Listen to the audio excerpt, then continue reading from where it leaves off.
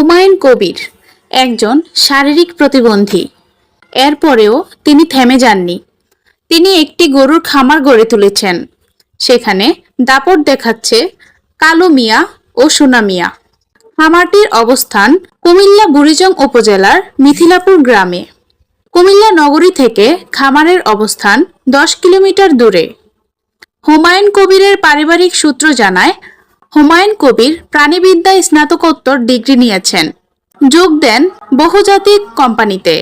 2015 সালের মাঝামাঝি সময়ে ডেঙ্গু জ্বরে আক্রান্ত হন। মস্তিষ্কে রক্তক্ষরণে ডান হাত ও পা অকেজো হয়ে যায়। ফিরে আসেন গ্রামের বাড়ি মিথিলাপুরে। ভাই ও বন্ধুদের সহযোগিতায় গড়ে তোলেন সমন্বিত খামার। তাকে সহযোগিতা করেন প্রবাস জীবন ফেলে আসা ছোট ভাই সাইদুল কবির মুন্না।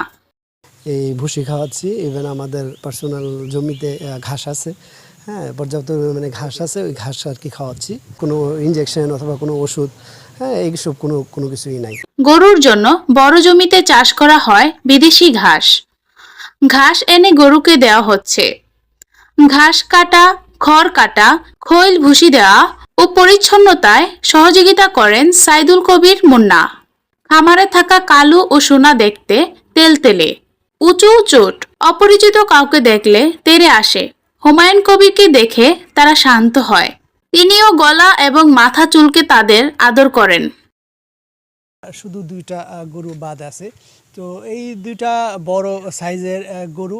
আমার এখান থেকে গরু কিনলে যে সার্ভিসটা পাবেন, আপনি বুকিং দিলেন, বুকিং দেওয়ার পর থেকে যতদিন থাকে আমার থাকবে। এরপরে মনে করেন চাইতে যেই লাগে সেইটা চার্জ, পরিবহন চার্জ আমরা সেটা দিয়ে থাকি।